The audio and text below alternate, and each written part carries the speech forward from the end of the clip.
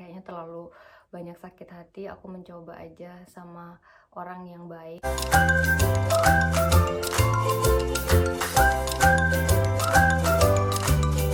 Hai semua, guys, apa kabar kalian? Selamat datang di channel Dengspa /keluarga Dengspa bersama Girin, dan kali ini kita bersama Minsela. Minsa, bilang halo. Minsa. Dia lagi nggak mood, dia pengen keluar. Bagi yang baru di channel ini, kenalin, aku Girindra, aku penulis blog Dengspa. Minsa, kamu mau keluar jalan-jalan? JJS. Oh sayang, come here. Oh. Aku penulis blog Dengspa. Biasanya kita di channel ini belajar bahasa Jerman bareng, tapi kali ini dan di video-video berikutnya, sementara kita nggak belajar bahasa Jerman, tapi sharing seputar Jerman dan mungkin seputar pengalaman pribadi aku selama di Jerman dan perjalanan aku bersama suami 1 tahun di Indonesia dan kenapa akhirnya balik ke Jerman lagi.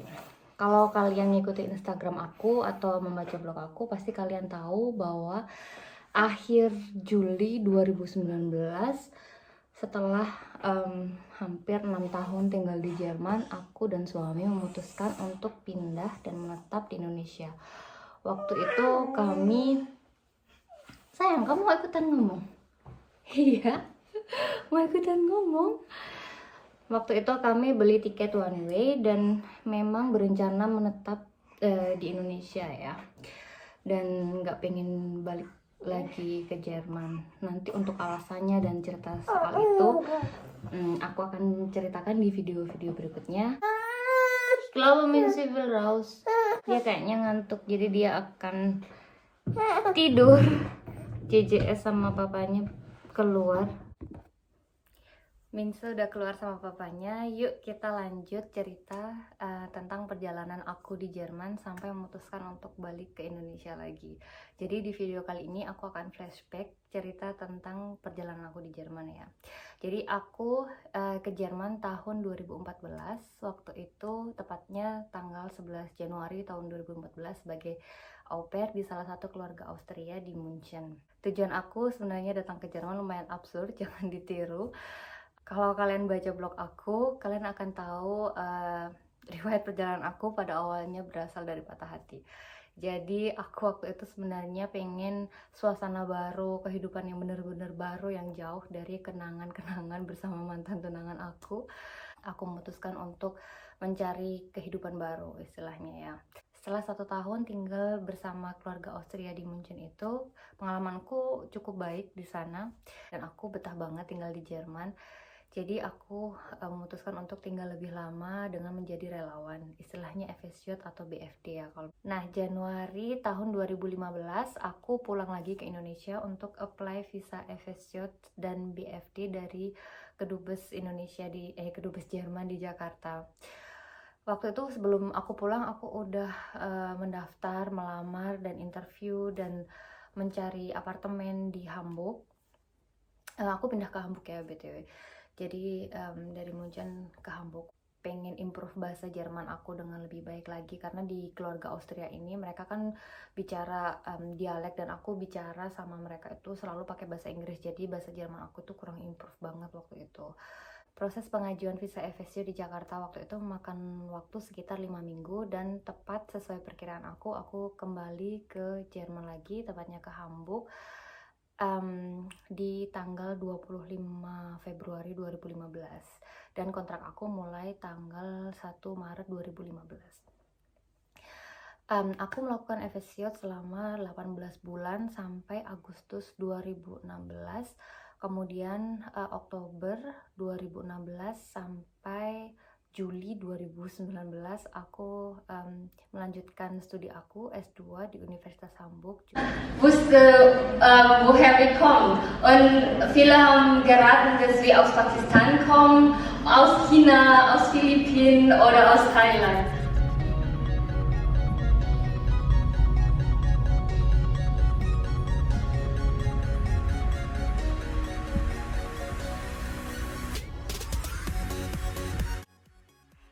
sekarang flashback sedikit tentang perjalanan aku bertemu dengan Tobi.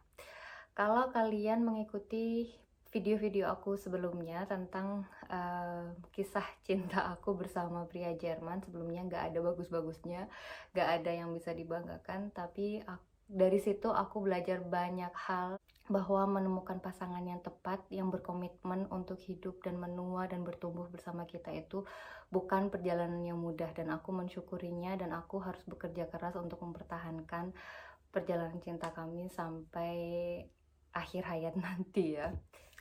Jadi waktu itu aku disarankan oleh salah seorang teman yang masih au pair tinggal di Hamburg untuk daftar dating sites namanya OkCupid.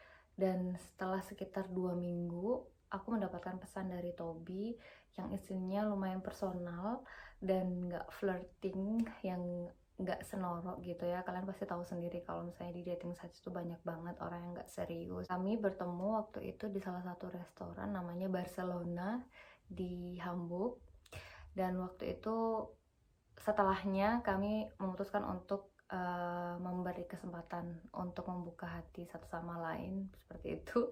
Dan setelah sekitar 6 kali ketemu, Tobi memberikan surat kepadaku yang lumayan panjang, mungkin aku ada suratnya ya.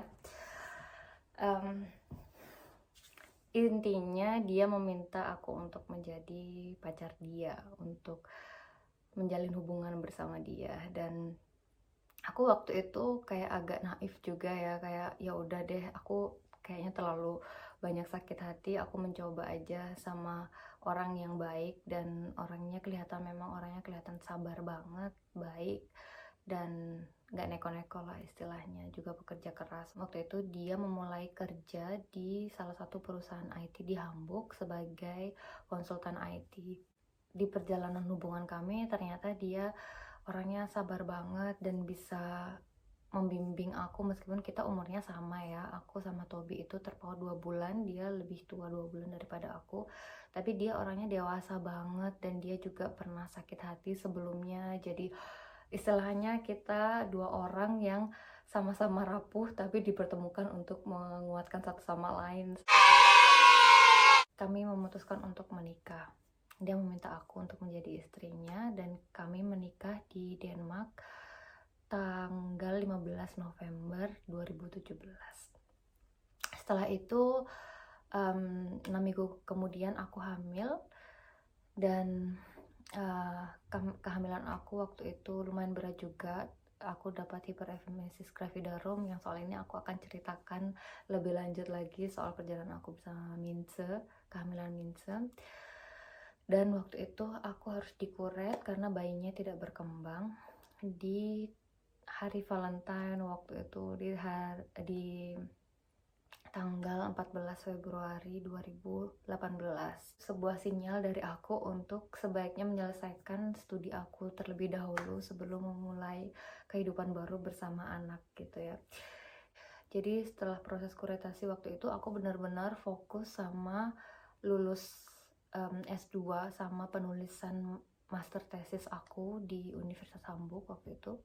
Dan aku sempat tinggal di Berlin selama 3 bulan untuk melakukan internship atau magang atau praktikum sampai bulan November 2018.